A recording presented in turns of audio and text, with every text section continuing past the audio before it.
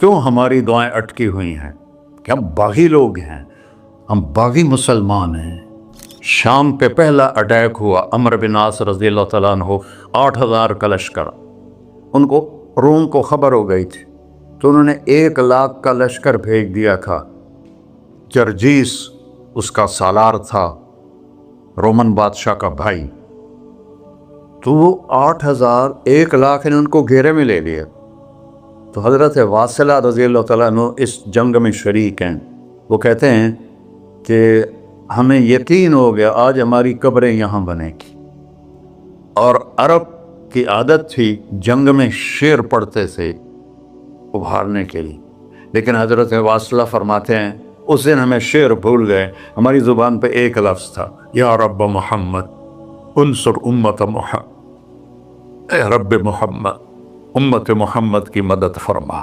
کہ یہ ہماری زبان پر تھا، تلوار ہاتھ سے چل رہی تھی، زبان اللہ کو پکار رہی تھی۔ حضرت عبداللہ بن عمر، حضرت عمر کے بیٹے بھی اس جنگ میں شریک ہیں، فرماتے ہیں جب سورج ڈھلا تو ہم بار بار آسمان کو دیکھ رہے تھے۔ میں نے جب اوپر نگاہ دوڑائی تو میں نے دیکھا انفرجت فی السماء فرجۃ، آسمان کا دروازہ کھل گیا، وخرجت منہا خیول شہب، اور اس سے شہابی رنگ کے گھوڑے اور ان کے اوپر سوار، ان کے سروں پہ سفید پگڑیاں، اور سب سے آگے ایک سوار تھا جس کے ہاتھ میں لمبا نیزہ تھا۔ وہ آن سے پکار رہا تھا، ابشروا یا امت محمد، اے امت محمد تمہیں بشارت، قد اتاکم اللہ بالنصر، اللہ تمہاری مدد کو آ گیا۔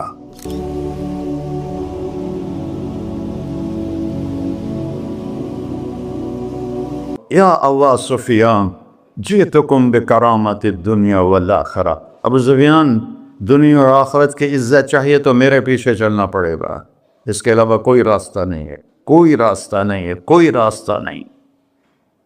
ایک ہی طریقہ باقی ہے، ایک ہی راستہ باقی ہے، وہ ہے محمد الرسول اللہ۔ لا یؤمنون حتی یحکموک فیما شجر بینہم، اپنے ہر معاملے میں جب میرے نبی آپ کو فالو کریں گے تو میں ان کا بن جاؤں گا، یہ میرے بن جائیں گے۔ یہ مانگیں گے میں دوں گا، یہ سوال کریں گے میں پورا کروں گا، یہ مدد مانگیں گے میں مدد کروں گا۔ کیوں ہماری دعائیں اٹکی ہوئی ہیں کہ ہم باغی لوگ ہیں، ہم باغی مسلمان ہیں، ہم باغی مسلمان ہیں۔ شام پہ پہلا اٹیک ہوا، عمرو بن عاص رضی اللہ تعالیٰ عنہ، 8,000 کا لشکر۔ ان کو روم کو خبر ہو گئی تھی تو انہوں نے 1,00,000 کا لشکر بھیج دیا تھا۔ جرجیس اس کا سالار تھا، رومن بادشاہ کا بھائی۔ تو وہ 8,000 1,00,000 نے ان کو گھیرے میں لے لیا۔ تو حضرت واصلہ رضی اللہ تعالیٰ عنہ اس جنگ میں شریک ہیں۔ وہ کہتے ہیں کہ ہمیں یقین ہو گیا آج ہماری قبریں یہاں بنے گی۔ اور عرب کی عادت تھی جنگ میں شعر پڑھتے تھے ابھارنے کے لیے، لیکن حضرت واصلہ فرماتے ہیں اس دن ہمیں شعر بھول گئے، ہماری زبان پہ ایک لفظ تھا، یا رب محمد انصر امت محمد، اے رب محمد امت محمد کی مدد فرما۔ کہ یہ ہماری زبان پر تھا، تلوار ہاتھ سے چل رہی تھی، زبان اللہ کو پکار رہی تھی۔ حضرت عبداللہ بن عمر، حضرت عمر کے بیٹے بھی اس جنگ میں شریک ہیں، فرماتے ہیں جب سورج ڈھلا تو ہم بار بار آسمان کو دیکھ رہے تھے۔ میں نے جب اوپر نگاہ دوڑائی تو میں نے دیکھا انفرجت فی السماء فرجۃ، آسمان کا دروازہ کھل گیا، وخرجت منہا خیول شہب، اور اس سے شہابی رنگ کے گھوڑے اور ان کے اوپر سوار، ان کے سروں پہ سفید پگڑیاں، اور سب سے آگے ایک سوار تھا جس کے ہاتھ میں لمبا نیزہ تھا۔ وہ آن سے پکار رہا تھا، ابشروا یا امت محمد، اے امت محمد تمہیں بشارت، قد اتاکم اللہ بالنصر، اللہ تمہاری مدد کو آ گیا۔ فرماتے ہیں وہ ایسے آئے اور ہمارے اندر غائب ہو گئے، اور آدھے گھنٹے بعد 1,00,000 کا لشکر دوڑ رہا تھا 8,000 کے سامنے۔ کبھی ہم بھی تم میں بھی چاہا تھی، کبھی ہم بھی تم میں بھی راہ تھی، کبھی ہم بھی تم بھی تھے آشنا، تمہیں یاد ہو کہ نہ یاد ہو۔ میرے نبی کی زندگی مکمل نمونہ ہے، مکمل، اس کو فالو کرنا ہے۔ پھر بلڈر بنو، ذمہ دار بنو، پھر ڈاکٹر بنو، پھر تاجر بنو، سائنسدان بنو، عورت ہے مرد ہے جو بھی ہے، کامیابی اس کے ماتھے کا جھومر بن جائے گا کہ وہاں ایک ہی سکہ چلتا ہے، وہ محمد رسول اللہ۔ تو بھائیو، مجھے یہی مختصر بات کرنی تھی کہ اس دنیا کے پیچھے ان دو ہستیوں کو پیچھے نہ کرو، ان کو ناراض نہ کرو۔ یزید نے اہل بیت کا خون کیا، اور اتنا بڑا واقعہ ہے کربلا کہ دنیا کی تاریخ میں نہ پہلے کبھی ہوا نہ بعد میں کہ رسول کی نسل کے 18 نوجوان ذبح کر دیے جائیں۔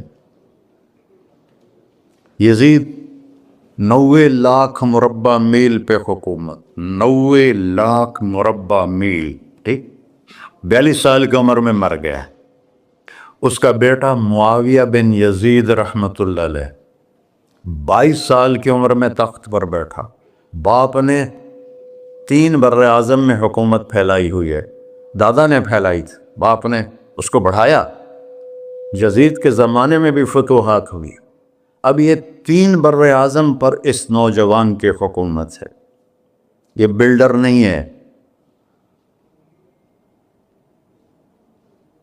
یہ بادشاہ آج کل کے صدر وزیر نہیں ہیں، 2 ٹکے کی ان کی قیمت کوئی نہیں ہے، مطلق بادشاہ ہے۔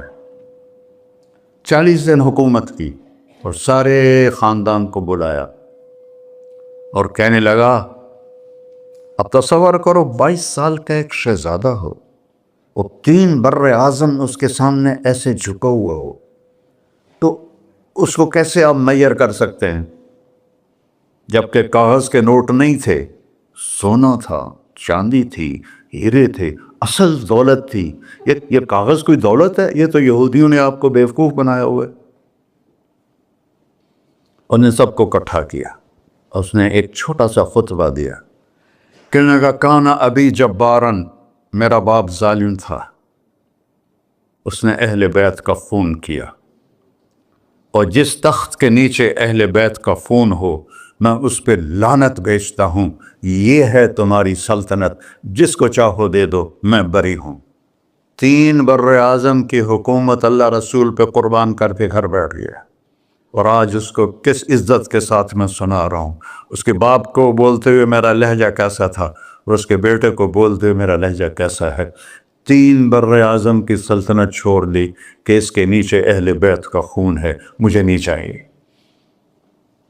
تو اللہ اور اس کے رسول کو راضی کرنے کے لیے بڑے سے بڑا سودا بھی سستا ہے، بڑے سے بڑا سودا بھی سستا ہے۔ ایک صحابی آئے، یا رسول اللہ، میرے پڑوسی ہے، اس کی کھجور ایسے میرے گھر میں آتی ہے، اس پر جب پھل پکتا ہے تو وہ گرتا ہے، میرے چھوٹے چھوٹے بچے اٹھا کے کھانے لگتے ہیں، ادھر سے بھاگ کے آتا ان کے منہ سے نکال لیتا ہے۔ اس کی تو محنت کریں کہ اتنی سخت، وہ منافق تھا، اس کی اتنی سختی نہ کرے۔ تو آپ نے اسے بلایا، کہا بھائی ایک سودا کرتے ہو؟ کہا جی، یہ کھجور مجھے دے دو اور میں جنت میں کھجور دن لے کے دیتا ہوں۔ کہنے لگا، یا رسول اللہ، کوئی اور آپ فرماتے تو میں ضرور حاضر کر دیتا، یہ کھجور تو مجھے میرے بچوں کو بہت پسند ہے، میں تو معافی چاہتا ہوں۔ اٹھائی منافق، تو اس نے معافی مانگنی تھی۔ وہاں ایک صحابی بیٹھے تھے، ابو الدحداح، جب وہ چلا گیا تو کہنے لگے، یا رسول اللہ، اگر میں آپ کو یہ کھجور لے کے دے دوں تو مجھے جنت میں کھجور لے کر دیں گے؟ کہنے لگے، ہاں، سودا پکا ہے۔ تو وہ گیا اس کے پیچھے، کہنے لگا، بھائی کھجور بیچو گے؟ کہا نہیں۔ کہا بھائی بیچ دو۔ ارے جا، میں نے رسول اللہ کو نہیں بیچی، تجھے کیسے بیچوں گا؟ انہوں نے کہا، منہ مانگی قیمت لے لے۔ منہ سے بول کیا لینا چاہتا ہے؟ ابو الدحداح کا باغ تھا تیار، 600 کھجوریں، میں ذمہ دار ہوں، مجھے پتا ہے کہ 600 کھجوروں کی کتنی قیمت ہوتی ہے۔ جیسے آپ بلڈنگ کو جانتے ہیں، میں نہیں جانتا، آپ ذمہ داروں کو نہیں جانتے، میں جانتا ہوں۔ 600 کھجوروں کا باغ، تو اس نے اس کو لاجواب کرنے کے لیے کہا اپنا باغ دے دے، کھجور لے لے۔ اب یہ کہتا ہے پھرے گا تو نہیں؟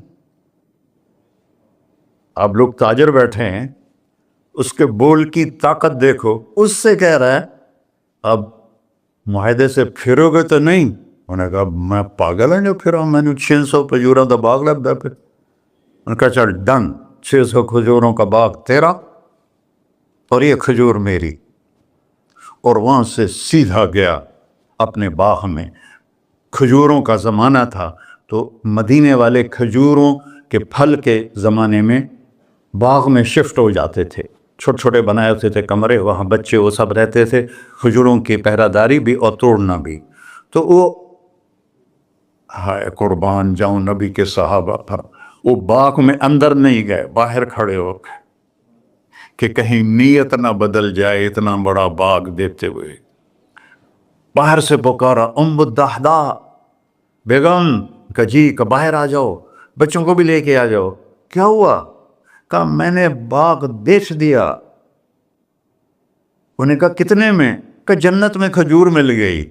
وہ کہنے لگی ربح البیع ربح البیع ربح البیع، واہ ابو الدحداء کیا سودا کیا تم، کیا سودا کیا تو۔ ارے کہ عورتیں زیادہ شور میں جاتی مروا دیتا ہے، پھر بچے کے تو کھاسیں تمہیں کے تو کھاساں، ربح البیع۔ اس کے بعد بھاگا ہوا آیا اللہ کے نبی کے پاس، یا رسول اللہ میں نے کھجور خرید، آپ اس انصاری کو دے دے۔ تو آپ نے پوچھا کتنے میں خریدی ہے؟ کہ سارا باغ دے دیا ہے، کھجور لے لی۔ آپ نے کہا پہلا سودا کینسل، کم من عذق رداح ودار فیاح لأبی الدحداء۔ اب تیرے لیے میں دیکھ رہا ہوں تیرے رب نے جنت میں